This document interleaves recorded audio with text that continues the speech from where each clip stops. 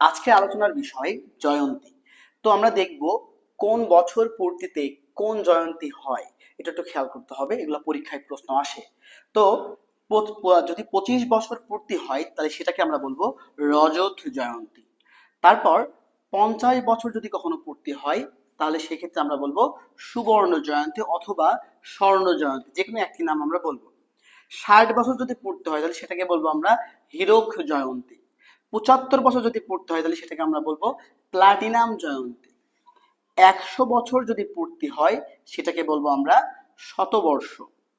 150 বছর যদি পূর্তি হয় সেটাকে বলবো আমরা সার্ধ শত।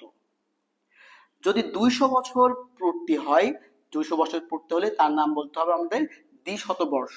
পরীক্ষাতে এই মোট জয়ন্তী থেকে এই 6 থেকে 7টা যে অপশন আমরা আছে, এখান থেকে পরীক্ষায় প্রশ্ন আসবে।